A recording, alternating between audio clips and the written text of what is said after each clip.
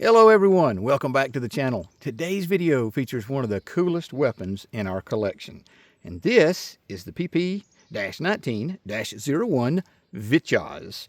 The word Vityaz in Russian, it basically means brave warrior or knight. They've got to give a cool submachine gun a cool name. So this particular weapon has been in service since 2008, and it is still in use today in Ukraine, primarily used by the FSB and the Spetsnaz, and of course the Ukrainians have captured some now, so they're using it as well. Manufacturer is the Kalashnikov concern, and it's been in use since 2008. Like I said, it's currently in use. It's not too heavy. For a subgun, it's pretty light. It's a little over 6 pounds, and almost a 10-inch barrel length, 9.4 inches. And it fires, the standard version, of course, is the 9x19 Parabellum, which, of course, is a NATO caliber. Like I said, we'll get into that. But it also fires their 9x19 7N31. Now, the 7N31 is they call it armor piercing. It's really not. It'll penetrate light body armor, but it's not going to, burn through steel plates or anything like that. But they have developed a high-performance round for this weapon for their military use. A lot of parts commonality with the AK-74, so the folding buttstock is absolutely identical. The receiver shares the receiver with a 74. Notice the folding mechanism right there, and of course this is a select fire full auto weapon, so you see the Russian markings there, fed from a standard 30 round box magazine. Now, there were two versions to this. Since we're moving from back to forward, we'll get into the different versions. The very first version was just called the Vityaz, and it had an optics rail on the left-hand side, similar to all the 74s and how they do that. This is the SN version, and what denotes the SN version is the rail on the top cover. Now, the top cover on a normal AK-74, of course, push that in, pop it off, good to go, disassemble the weapon. However, this shares something with the old crank, if you know what a crank is, the AKSU-74. The top cover is attached. It hinges forward, just like the crank. So you press in the recoil spring, pop up the top cover, and then, of course, you can extract all the components. Now, speaking of that, so a typical AK-47, AK-74 has a standard gas system. Of course, everybody knows about that. But this does not. So the Vityaz is actually a blowback design. Think MAC-10, Uzi. There is no gas system. There's basically just a solid rod that goes in the upper gas tube, but there is no pressure that's bled off the barrel to operate the weapon.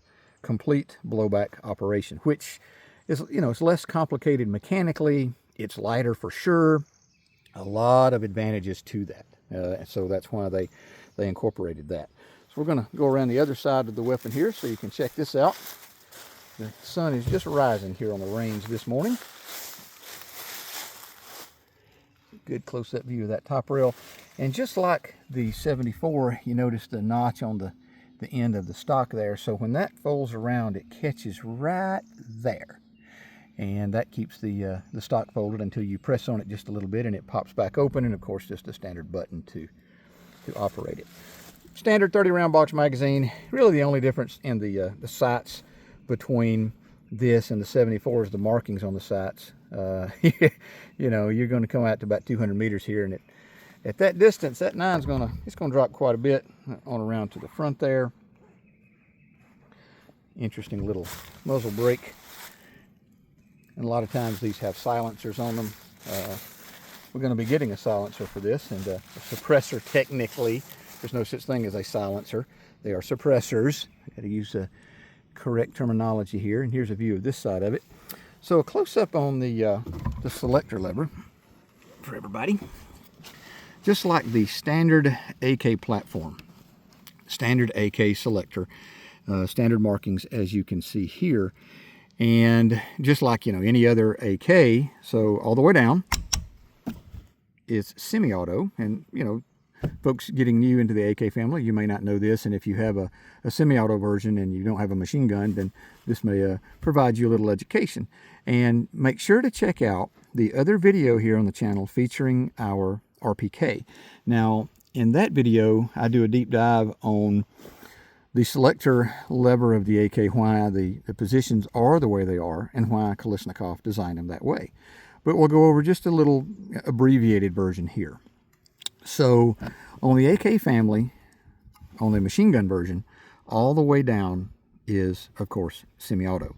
And then when you push it to the middle position, that is the fully automatic setting, okay? And for those of you who may be curious, you know, how can you tell by looking if something is a semi-auto or a select fire weapon? And that's real simple. It'll have those 3 pins. If it has 2, it's a semi-auto version. If it has 3, it's a machine gun. Simple as that. So the reason that Kalashnikov did this, and it's actually pretty interesting, and it makes sense if you think about it. When you go into combat, yeah, you know, you're a little stressed out. You lose fine motor skills, but you still have gross motor skills. So the soldiers, the same thing with what our guys did in Vietnam, and I'll touch on that in the other video, is, you know, they would just flip the selector all the way down, which is, Kalashnikov went, okay, we know they're panicked, and they're going to dump all 30 rounds, and on an AK-47, that takes about 3.5 seconds. So he intentionally designed it to where the full auto selector setting, you have to intentionally put it in. You have to make a conscious effort to put it in there. So a little bit about that, and I'll go into that in greater detail in the other video. But disassembly is identical to the 74, like I said, with the exception of the top cover being attached. It is hinged. You hinge it forward, and then you pull out all of the internal components. Gas tube disassembly is exactly the same. You know, sights, identical. Just think of it, like I said, the best way to think about this is a 9mm AK subgun. So now let's talk about why is it in 9mm. You know, the Soviets have had submachine guns since World War II, but they've been chambered in the various Soviet submachine gun calibers, 9x18 Makarov or 7.62x25 Tokarev.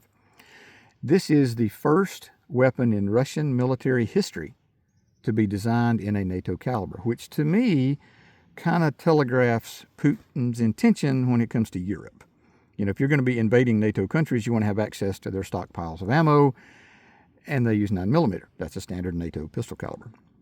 So I find that very, very interesting, and it's just a little, you know, historical tidbit about the Vityaz, that it is the very first Russian weapon to be chambered in a NATO caliber.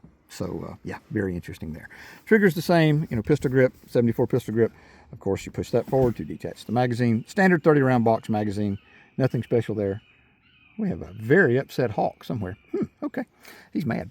Other than that, like I said, it's basically just think of a 9mm AK-74. Standard swivel, you know, buttstock is identical. It's identical. It's a neat weapon. We will be doing some videos coming up here, but at the range, I think you'll enjoy it.